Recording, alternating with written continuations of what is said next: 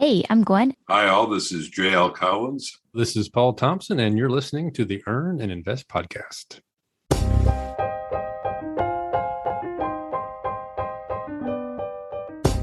Cockroaches, rats, and mold. No, I'm not discussing the plagues of Egypt. I'm talking about some of my obstacles in landlording over the last year. And that's just the start of it. Not to mention that I finally decided to sell a few units, and surprise, there is a price to all that depreciation I took. The taxes are brutal. Would you blame me if I'm starting to question the age-old wisdom about real estate, that it always goes up?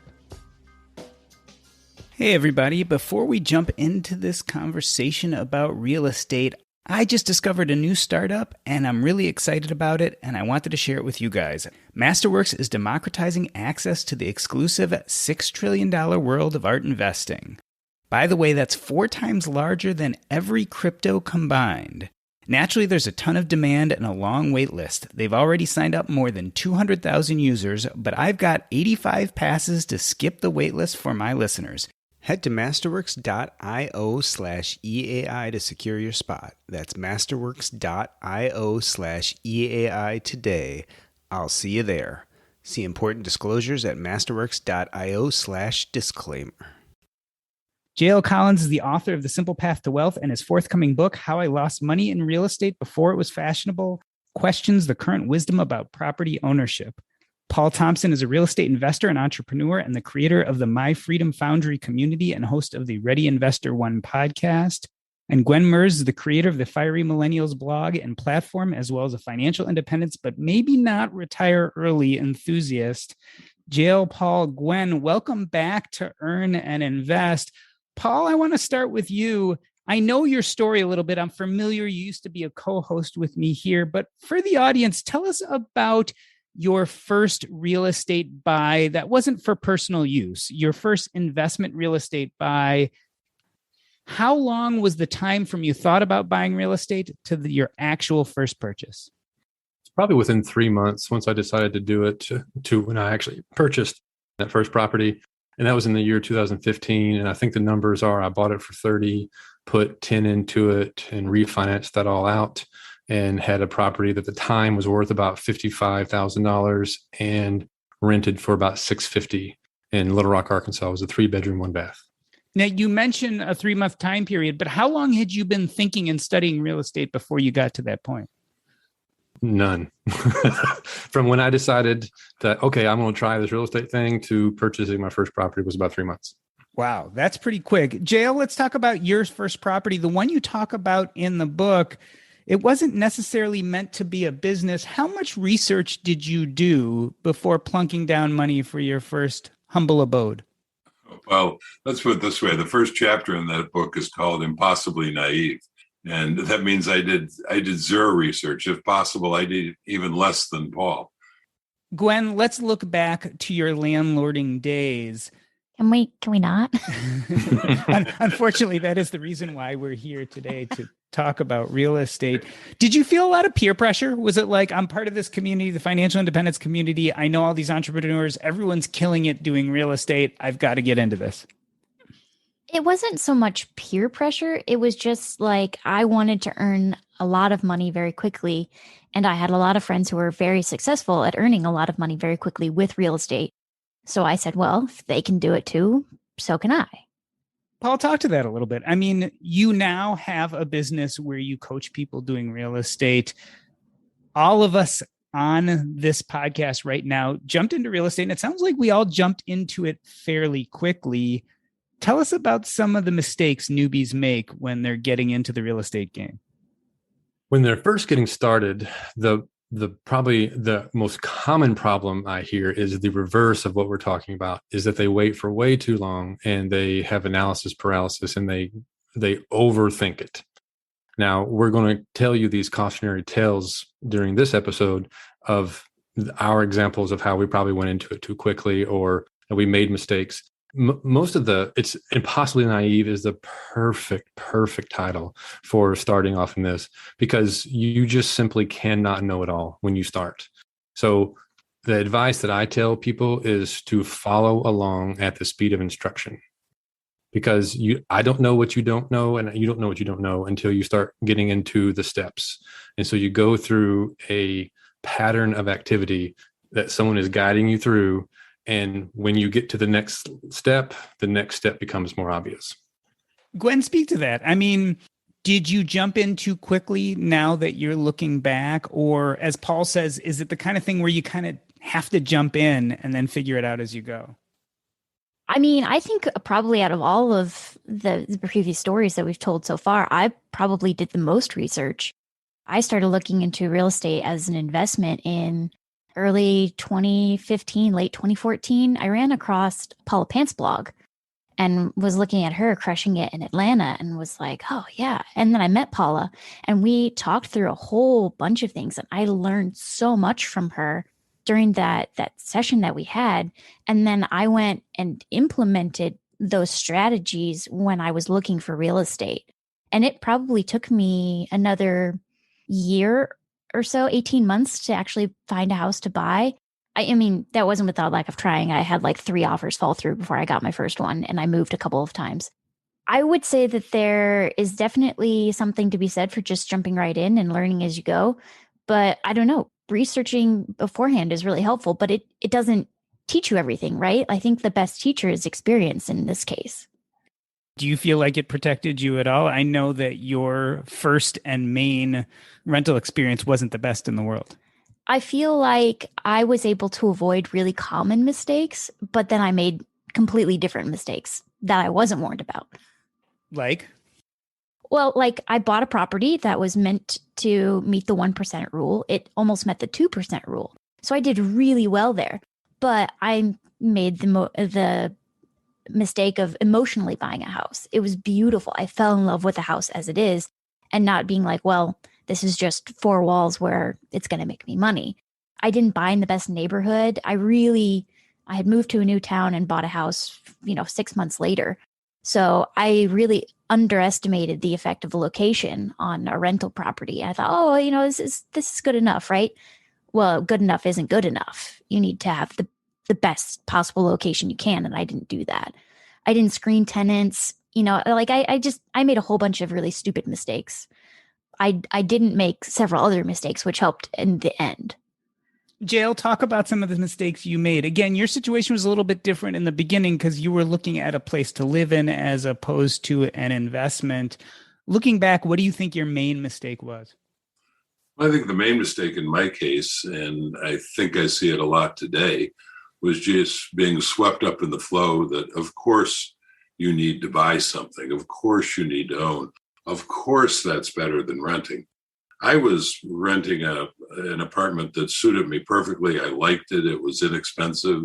It allowed me to get on with my career and the rest of my life with no problems. But at the time in Chicago, and I'm dating myself now, this is 1979, and what I see today just shows what goes around comes around, the same old, same old. The real estate market in Chicago, where I lived, was just red hot, and nothing was hotter than condos. And I had a good college friend, buddy of mine, who was just hot to buy something. I kept hearing that was the thing to do, and instead of really thinking it through whether it fit me, I just let myself get drawn into that bandwagon. And instead of doing my own due diligence, I thought, oh, my buddy Steve has done it. Oh, his father, the banker, has done it. Oh, this developer, of course, he'll know how to fix up this old building. And that's, again, the impossibly naive thing. So the very opposite from what Paul was saying, that, people are paralyzed by too much analysis. I did zero analysis. I just said, oh, okay, I'll hop on this train. What could possibly go wrong? I'd like to carry on with that a little bit, this idea of whether you're buying your own personal property to move into or investment property. What Jael just said there was having somebody else do something, relying on somebody else, and abdicating responsibility almost in your mind when you're making these decisions.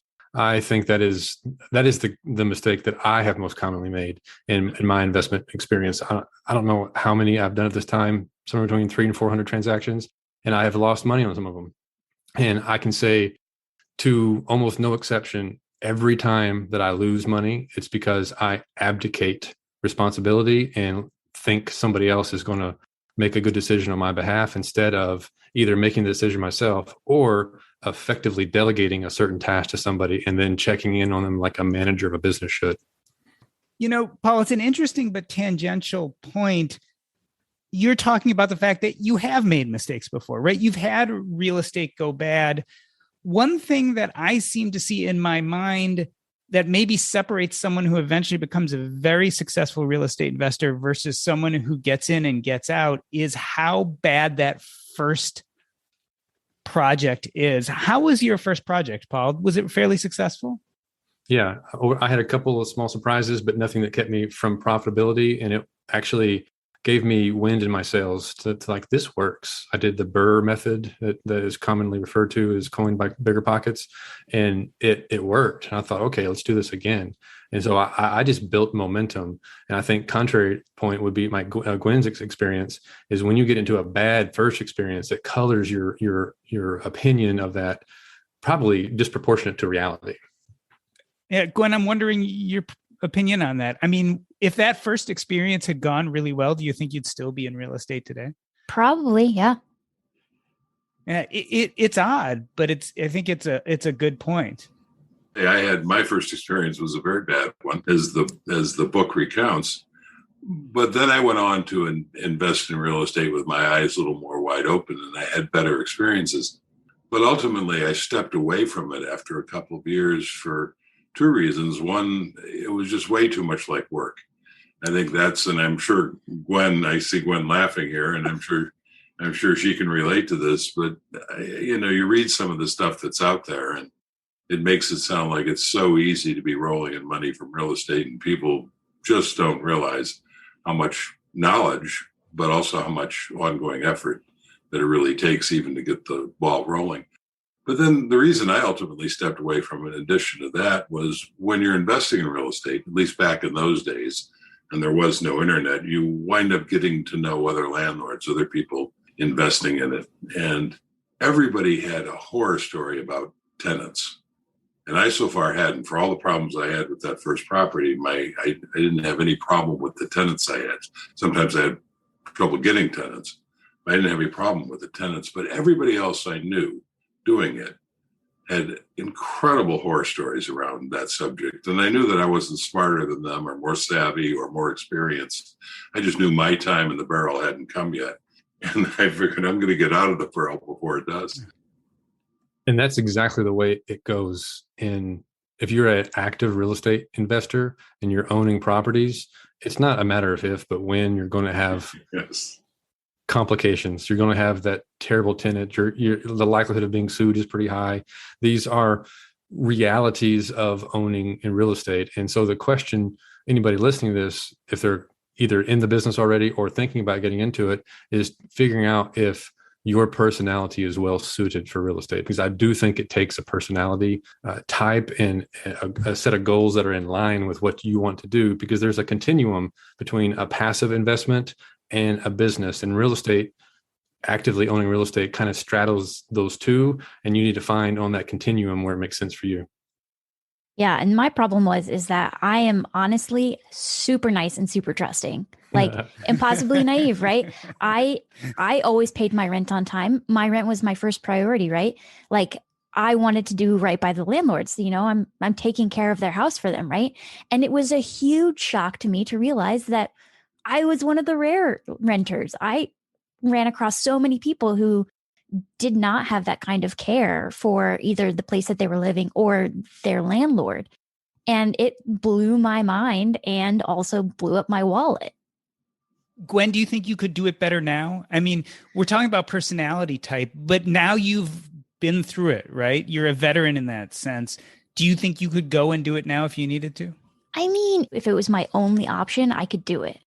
But I am rather conflict avoidant, and even running somebody's background information on them to get a background check just felt invasive to me.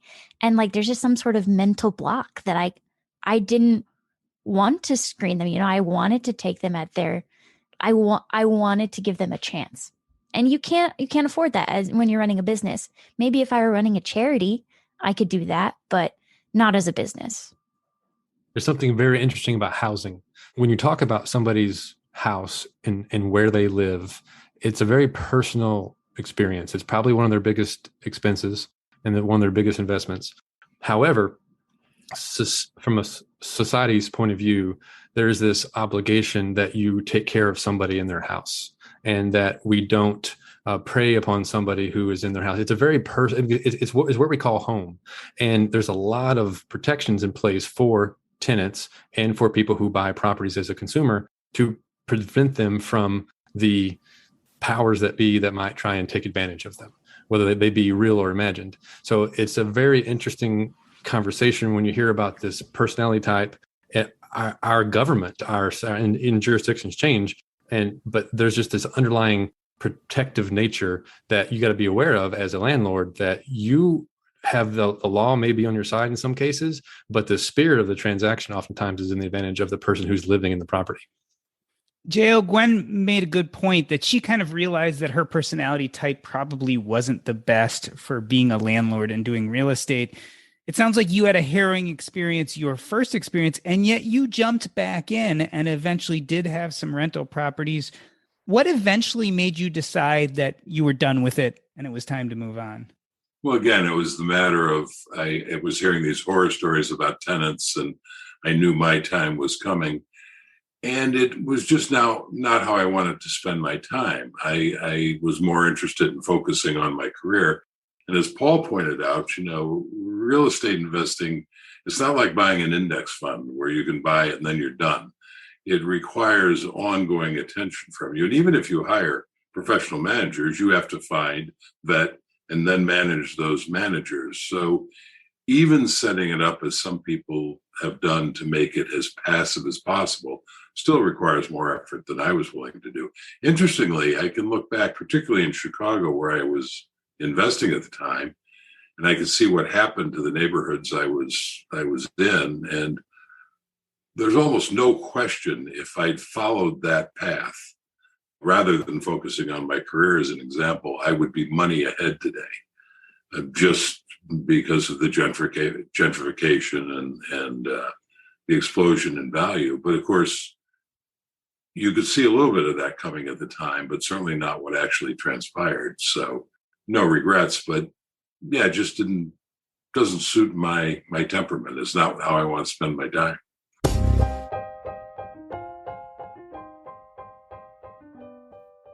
We are talking with Gwen Merz, Paul Thompson, and JL Collins, and discussing real estate mishaps. This is the Earn and Invest podcast. I'm Doc G. We'll be back in a moment. By the time you hear about exciting new investments, it feels like Wall Street has already beaten you to the punch. Crypto? You really want to buy it at $50,000? SPACs? 74% are trading below their IPO. But there's a new investment that's just starting to pick up steam. In a crazy twist, it's one of the oldest asset classes in history, but it's finally breaking out into the open. It's art. Art has always been seen as a plaything of the wealthy, like yachts and fifth homes. But it's done much more than just act as something pretty to look at. It's been making many of the rich even richer this whole time. How much? Contemporary art prices nearly tripled S&P returns from 95 to 2020. And thanks to a recently enacted law, this prestigious asset class is finally available to everyday investors. Masterworks is the first platform to bring art from artists like Basquiat, Banksy, and Monet to the portfolios of everyday investors. They've got more than 200,000 members, and demand keeps exploding. Luckily, they've given me 85 passes to skip the waitlist. Head to masterworks.io/EAI to secure your spot. That's masterworks.io/EAI today. I'll see you there. See important disclosures at masterworks.io/disclaimer. Let me reintroduce you. We are here with Gwen Merz from the Fiery Millennials blog, Paul Thompson from the My Freedom Foundry community, and JL Collins from the Simple Path to Wealth. Gwen, talk about investing. The thing about real estate that always got me interested in it is I always found it to be a nice diversification play away from the stock market.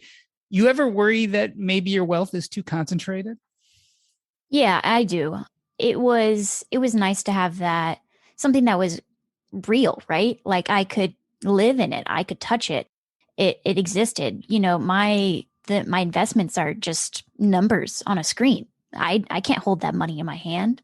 So it was really nice to have that, different income stream coming in that wasn't wholly dependent on the market. But now I'm basically just wholly invested in index funds. I hold a smattering of some bonds here and there. But with my newest 401k, I started investing in a REIT. So I'm trying to get that real estate money in there and that diversification, but not actually having to manage it myself.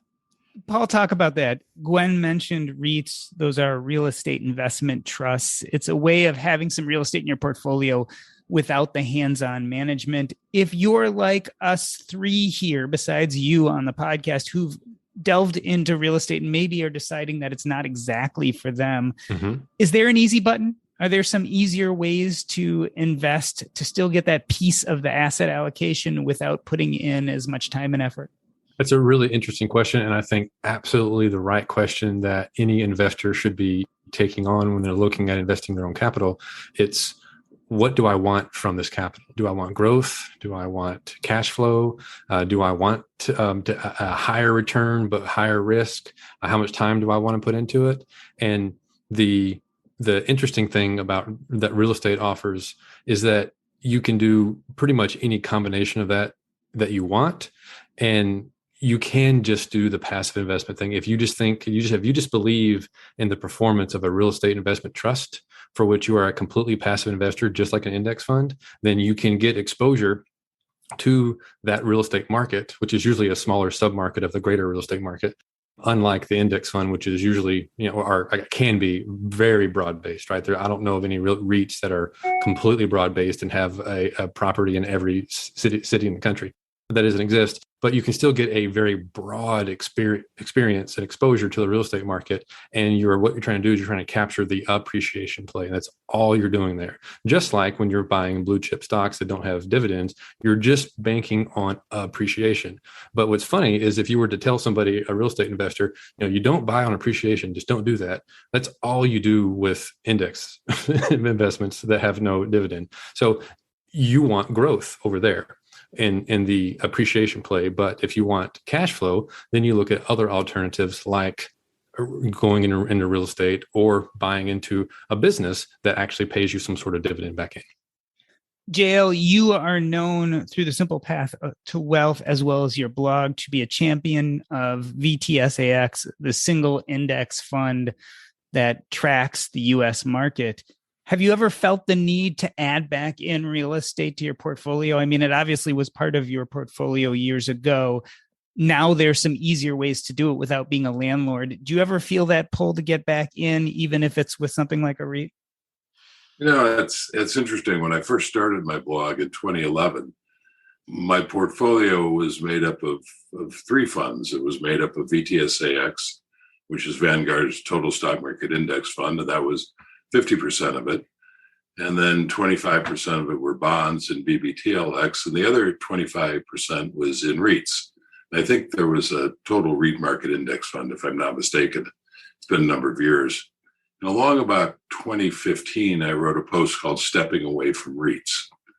And that simply meant that I got rid of the REIT fund and I rolled that money into VTSAX. And the reason was I was holding the REITs mainly as an inflation hedge. But the more I looked into it, the more I realized that holding general stocks is also a good inflation hedge. In fact, it's statistically as good as holding REITs.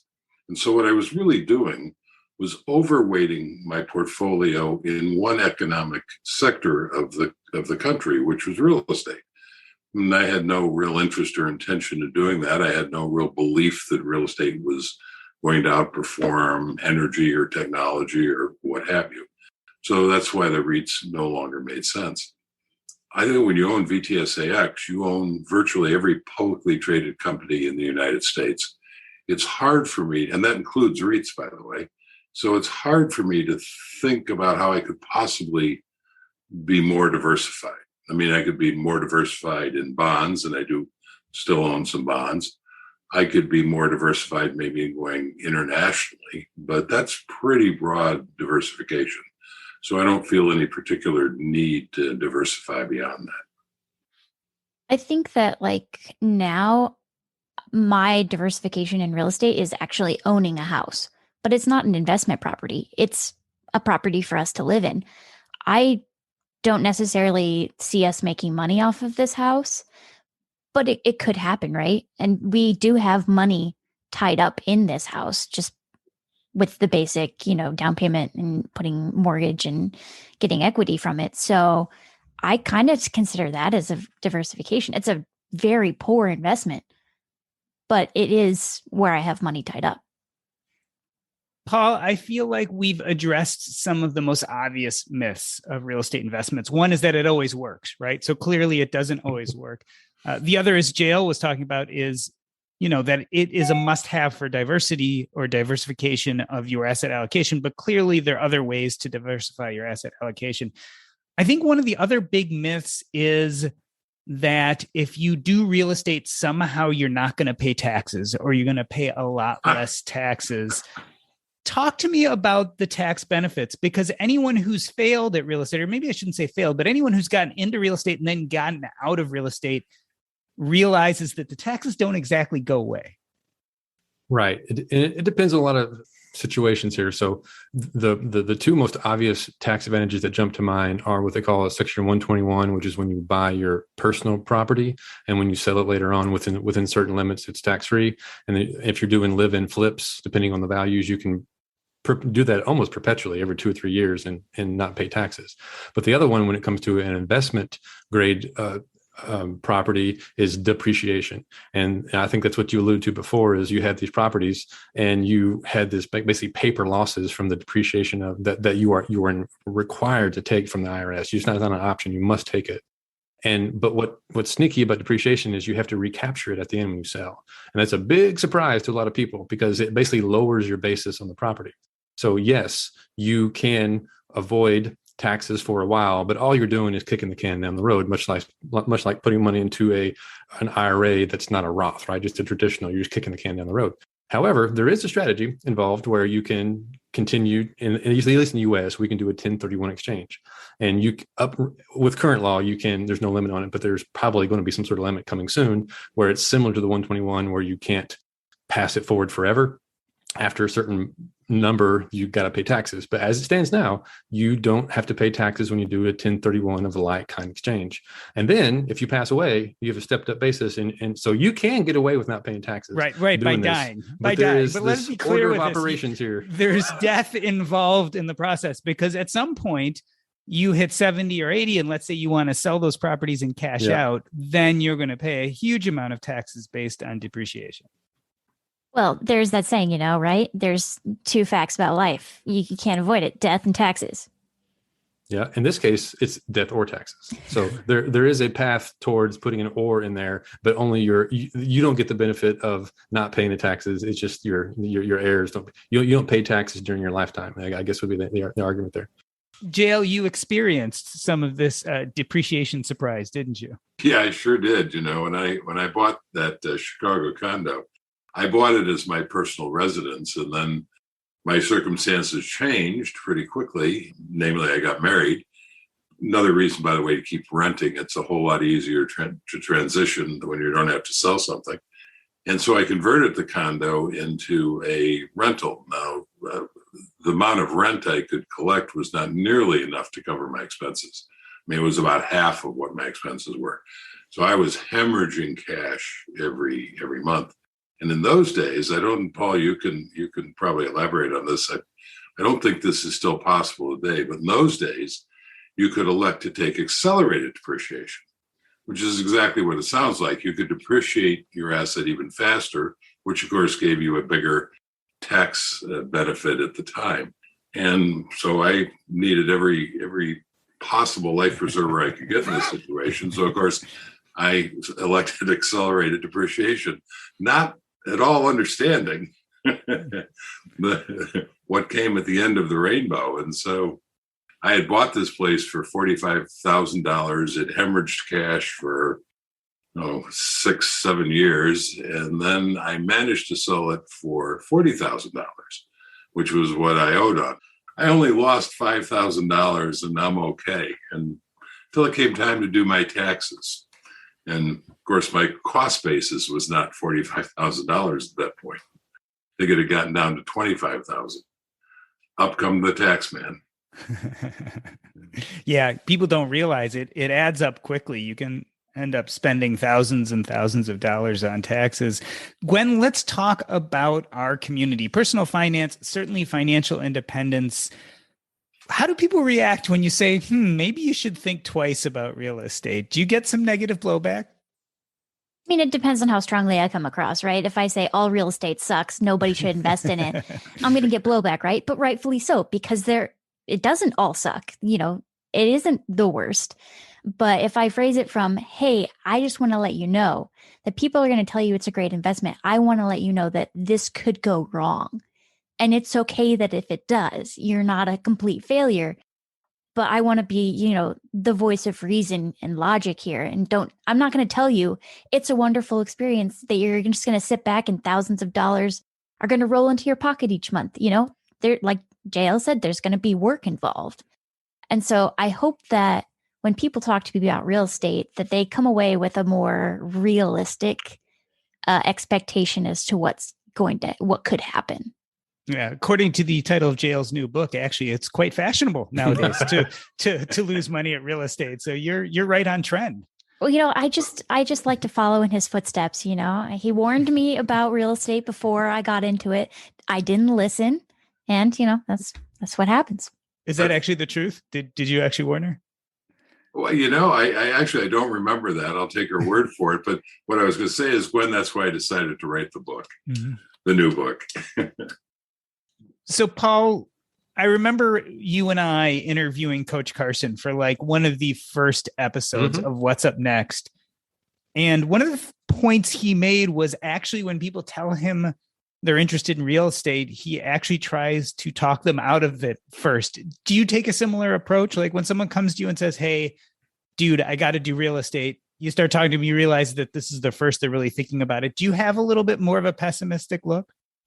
So the way I approach it is, what are your goals? What do you want out of this? What brought you to the decision to even think about looking into real estate? And that usually helps inform me about their thought process and what they're after. And then it's like, let's look at our suite of options. Real estate is just an option out there, right? You can do business, you can go into stocks, bonds, crypto if you want to. There's a lot of different things to go out there and be involved in. What do you want to do? And so, yes, I wouldn't say I ring the bell for real estate, but it is what I happen to have an expertise in. I don't in those other items I just mentioned.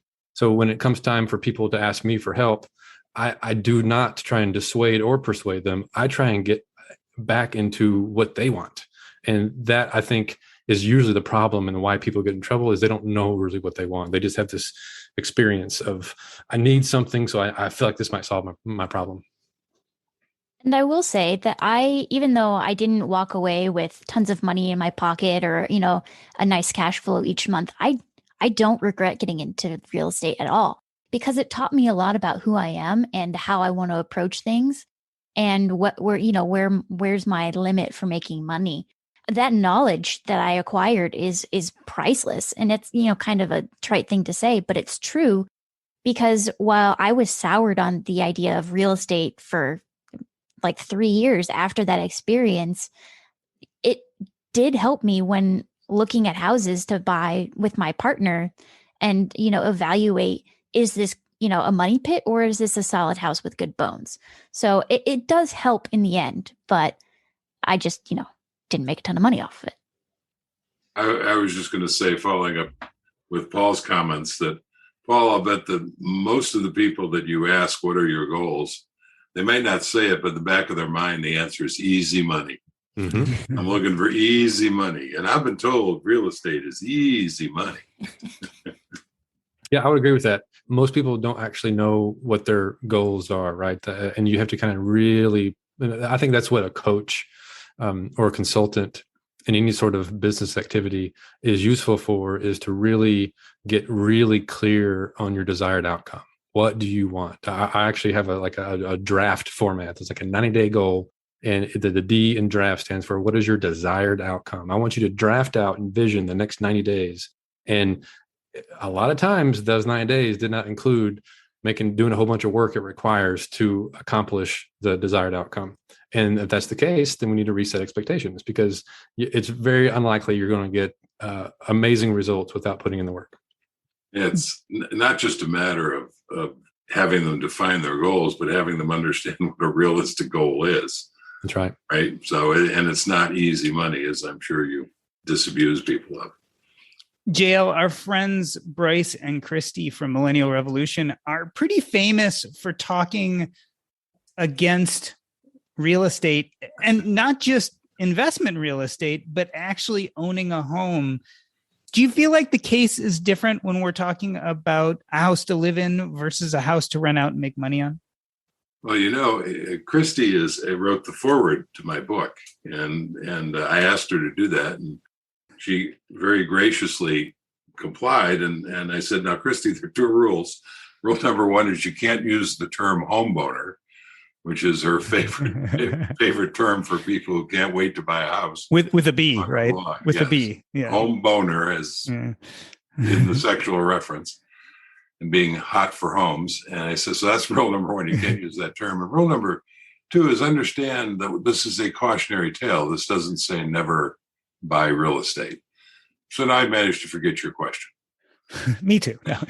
I was just saying, is it different for kind of investment grade real estate versus buying a home to live in?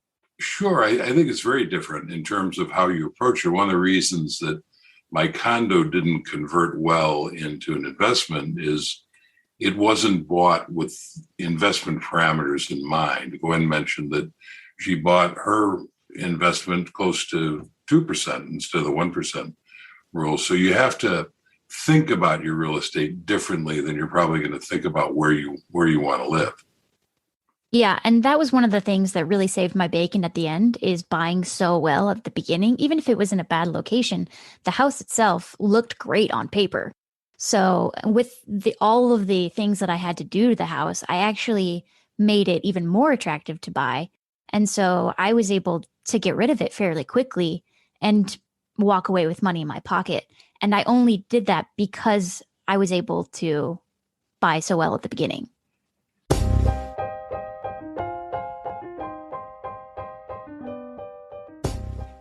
We're talking with Gwen Merz, J.L. Collins, and Paul Thompson about housing buying mishaps. This is the Earn and Invest podcast. We're going to take a short break. I'm Doc G.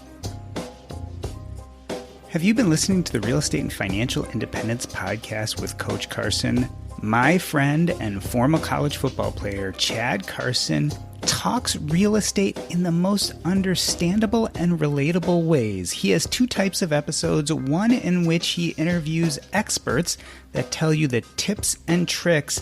This is proof of concept, real life people out there just like you and I who are making real estate work for them.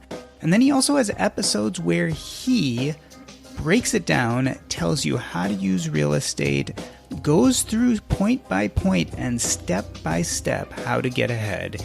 It is an amazing podcast. I highly suggest you take a listen. Look, if you're new to real estate, this is definitely the place to go. But if you've been involved in real estate for a long time, here's where you can sharpen the saw and learn more. Check them out at CoachCarson.com. Again, that's CoachCarson.com. It's the Real Estate and Financial Independence podcast. Take a listen. You won't be sorry. We are back with Gwen Merz, the fiery millennial, Paul Thompson, the host of Ready Investor One podcast, and J.L. Collins, whose new book is forthcoming, How I Lost Money in Real Estate Before It Was Fashionable. Gwen, let's talk about home buying the second time around. You recently bought a house to live in, not an investment property. How was that different? And did you feel more prepared? I felt so much more prepared to buy this house. My partner is the first time that they've bought a house.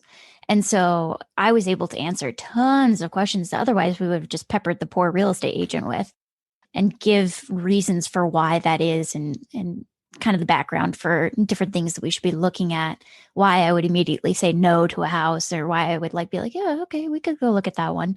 So I feel like that process really, really, really helped us make a good decision this time around.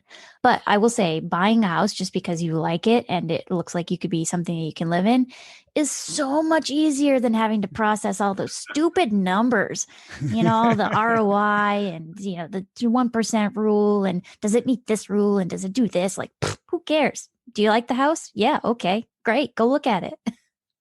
JL, we know of the storied Cabana, your current abode. Do you see yourself buying any more real estate for personal reasons in the future?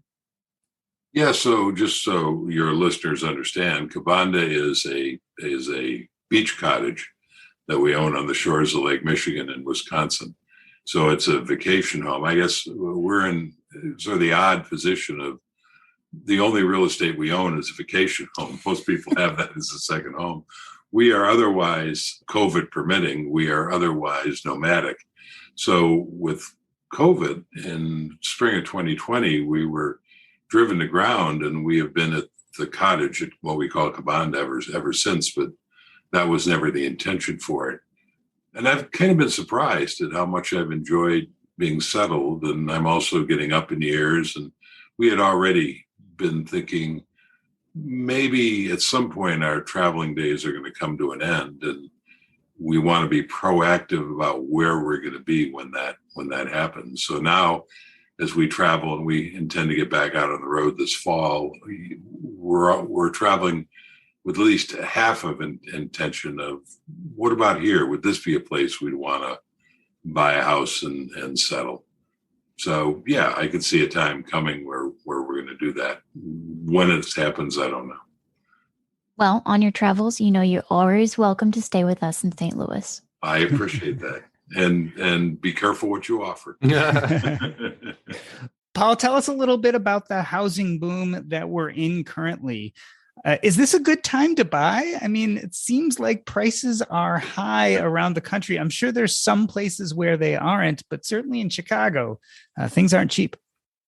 Yeah. So buying for investments, let's make sure we're talking about that versus buying for an individual, personal residence, and looking to buy things based on the fundamentals of the valuations. So I'm a big proponent of Gwen, it takes a little work, right? I have this little thing that I wrote that you have to, kiss 100 frogs before you find your prince. And that's the kind of game that I play. And that's the kind of game that anybody who wants to buy an investment property should be playing. Is you're not going to buy the first thing you come across, because right now there's a seller's market, and most people can sell for a premium over what the property is actually worth or what makes sense for the rational investor. So you just don't get caught up in the exuberance of what everybody wants, but then know the fundamentals. And I won't go into the fundamentals here for the sake of everybody's time and energy here, but do the research that we all talked about doing on the front end that knows that what a going cap rate is for the investment that you're looking for. And so that makes sense. So we bought our house 6 months ago, which is, right in smack dab in the middle of this superheated market. And I'll tell you what, if you have a property with serious structural issues, now is the time to dump it and run. If I could follow up on that, was exactly what I was going to say in response to Paul's comment. You sort of beat me to it. Cabana, this vacation house we have, has serious problems. We knew that when we bought it. It's one of the reasons we got it cheap, and it's just a vacation house. If we had to tear it down, it's not the end of the world. But the thought did occur to me as I hear stories of people buying things with no contingencies, with no inspection reports. I mean, the market is so hot, and it's that way around here, that if there were a time to unload this thing, now is the time, because any inspection report of this is going to read like a Stephen King novel. Yeah, you've had foundation issues, you've had plumbing issues. Didn't you have to replace the roof too? What haven't you touched in this house would probably be a better question. Gwen, there's a funny story there. When we were looking at it with the realtor, whose name was Mike turned to me at one point and he said, JL, one good thing about this house is you don't have to worry about what's wrong with it. Everything's wrong with it. Everything. Is the roof bad? Yes. Is the foundation bad? Yes. Is the plumbing bad? Yes. Is the electric bad? Yes. I mean, you name it. And that's the way we approached it, and we bought it at the right price. And so far, our surprises have all been pleasant, mainly because our expectations were so awful. But there are some of these things that are not repairable. We've done a fair amount of foundation work, for instance, but to really fix the foundation completely would mean jacking up the house, ripping out the perimeter foundation and redoing that. And of course, you can do anything with enough money, but that just wouldn't make any financial sense. So this house is going to be sold to the next owner, whenever that is, with that foundation problem. And that will affect the value of it. But that's okay because we bought it at the right price. So. Well, and I'd say that's the difference between you bought it in 2018 or 2019? 2017, I think. Wow, okay. Has it been that long? Yeah. Holy cow. So that's the difference between buying in 2017 and buying in 2020 or 2021, right? Exactly. You got the right price for this house. You got to be able to inspect it. You knew what was coming. These houses that are on the market now, you're lucky if you get to have an inspection, and it's being sold as if there's no problems. There was this house that was on the market that we looked at that just the closer you looked at the pictures online, the worse it got. It needed tuck pointing. The bathrooms were original from the 1950s. So gosh only knows what was hiding behind those walls. It was completely outdated. There were so many things wrong with this, and it was being sold as if it was move-in ready. And that's what they were trumpeting us. They're like, look, you can just move right in. We redid the floors. And it's like, cool, but you need a new roof. You need all these other things. It is very difficult to find a house that doesn't have a huge amount of problems and be able to go in with your eyes open because things move so fast now. Yeah, I'm sure at some point I'm going to look back on this particular moment of the housing market, say I missed my opportunity. but we love the place. We love being on the lake, and we're not willing to get rid of it yet. So. Well, and the pictures that you post on Facebook of the sunrises and sunsets are just absolutely gorgeous. So the rest of us are benefiting too.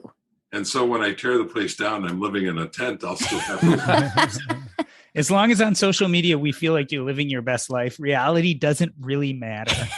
All right, so let's round this up.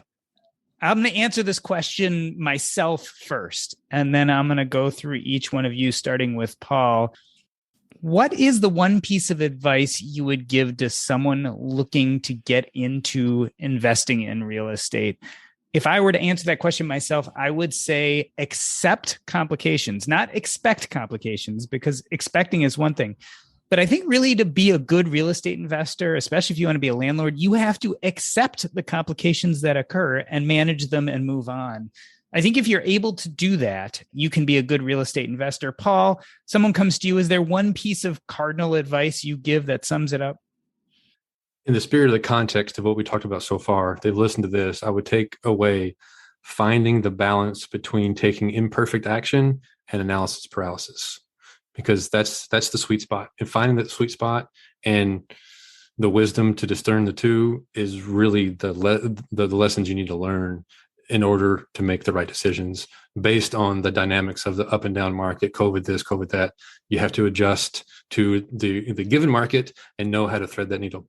Yeah, I think that's great advice for any investment, real estate or otherwise. Gwen, the one piece of advice you'd give on real estate, someone comes up to you and says, I'm definitely doing this. What would you tell them? Research repair costs ahead of time. It is shockingly expensive to get a 3-story house repainted. Who knew? Yeah, it's true. And with COVID and supply shortages and worker shortages, everything is a lot more expensive than you thought it was going to be.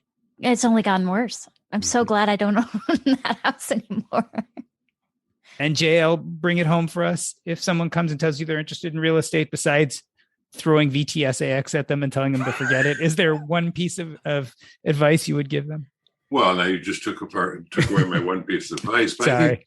I think, Doc, it's harder to do better than yours, actually, to expect complications. I would not have been able to put it in those words until you said them, but that's exactly right. Because even if you don't make all the mistakes that I made in my new book that I outline, if you're going to be a landlord, if you're going to own investment property, there are going to be complications, there are going to be problems, there are going to be difficulties. That's the nature of the beast. And if you're expecting those and you realize that's part of the nature of the beast that you've engaged with, then I think they're going to be a lot easier to deal with. And when it comes to your personal property, as we were talking about earlier, in this red hot market we're in now, in the red hot market that I was in 1979 when I was buying that ill-fated condo, don't get swept up in the moment. Don't feel panicked into buying. Don't let yourself be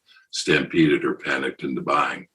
This too will pass, and if it passes like Chicago condo market did, it's going to pass with a thud, and things will be available much less expensively. I don't think that you can expect to have a ribeye steak left in a cupboard in the middle of July in an unair-conditioned space, but I think that you can accept the fact that it happened. So putting this all together, as I think about our conversation, I don't want people to walk away from this thinking that real estate is a bad investment. I think what I've gleaned from this is it's really about mindset. And one thing I've learned over this time of COVID in the last few years is maybe at the beginning of when I started investing in real estate, my mindset was prepared for the complications that were coming.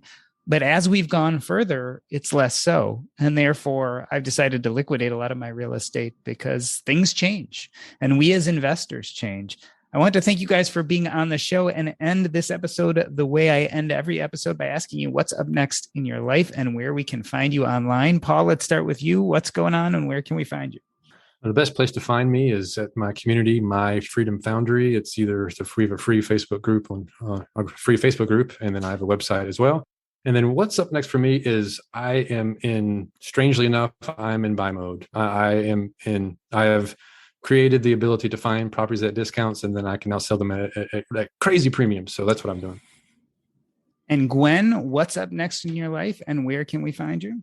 Yeah, you can find me on my blog at fierymillennials.com or on any social media handle that has some sort of combination of Fiery Millennial or Fiery Millennials.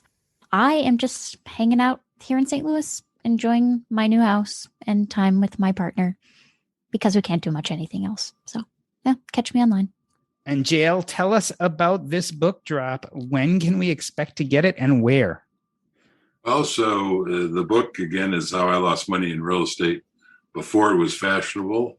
I'm not entirely sure when you're going to air this podcast doc, but the book should either be very close to coming out or already be out at that point.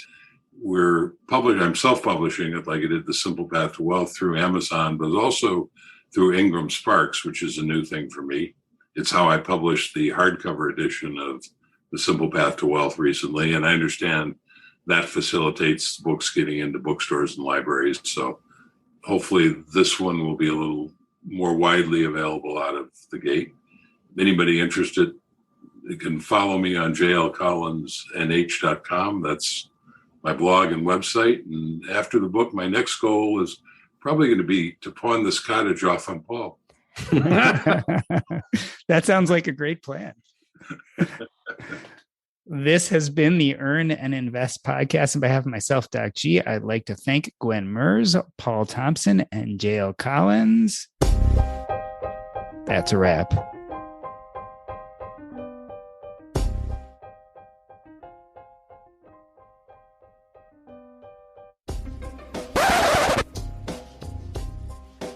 Awesome. That was fun. Yeah, that was a lot of fun. Thank you guys. I feel like come on to Paul. Yeah, I'm taking a trip already. I got a plan. I have to go up to Wisconsin now. I have a reason. Feels like I've got some swampland in Wisconsin to sell you. Yeah. I can stay in the tent outside. You're all welcome to come visit. Well, Doc's already been up I've been there. It's a nice place. Yeah, I mean, you've got the lake there and the sound of the waves crashing in, and yeah. It's some oceanfront property in Wisconsin. Yeah, exactly. And that's kind of what it looks like. But Yeah, no, the surprises on it have been pleasant ones. It's turned out pretty well, and it is a nice looking place. It's comfortable to be in, as long as it doesn't fall into the crawl space. But did the water went down, right? It's not nearly as high as it was before. The water. So you were here last year. Was the last time you were here, right? Well, it's been really more than high. a year. It was 2 years ago, I think, right? Oh, Something okay. like that. Yeah, the water's down significantly. So it was up lapping in our lower deck.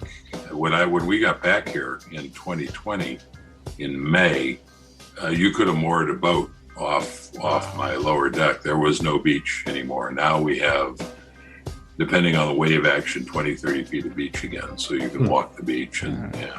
We Jim, owned. Go ahead. I was going to say, it's amazing what happens when you set your expectations low enough, how much you can find yourself enjoying something. I had incredibly low expectations about moving to Des Moines. Blew my mind away because they were so low. I had a great time. But I didn't want to say that on the podcast because I know there are people who actually do love Iowa for being Iowa. Yeah, exactly. I was going to say I owned a house on Lake Michigan in Wisconsin for about 3 or 4 years. We bought it, rented it out, eventually did a 1031 exchange.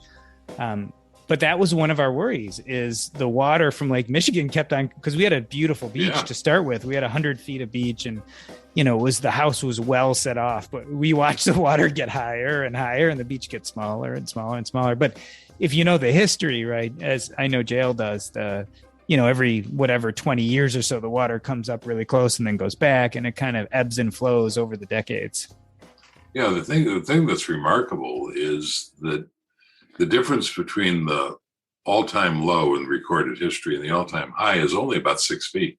Wow. And on a body of water this size, that's nothing. And I didn't realize that's it, 6 feet. Yeah. So when the water was coming up, there are a lot of the locals saying, oh, it's reaching its all-time high, it'll go down again. And I'm thinking, well, the lake doesn't know it's reaching it. And turns out they were right, but the lake doesn't know it's at an all-time high. And of course, historically, this lake has been much bigger than it is and also much smaller. So, there is, when you're living on the lake, there's always the risk the lake is going to come in. And it did get high enough to take a number of houses, mostly in Michigan, because the waves are bigger and the weather is heavier there because the weather moves from west to east. Right. Normally. Yeah, normally. Exactly. Can you imagine living on the ocean then? Climate change. Oh, yeah. Lake Michigan's big, but it's not an ocean. Well, especially with global warming and ice melting and sea levels. Nice thing about the Great Lakes is we're something like 550 feet above sea level. Yeah. So, the rising oceans are not going to affect us. Other things might affect us, but that's not going to be it. What was knock that, on wood. Oh, knock on wood, yeah. Knock on skin or something. Yeah. Well, I was going to knock on my head, but the hand was faster.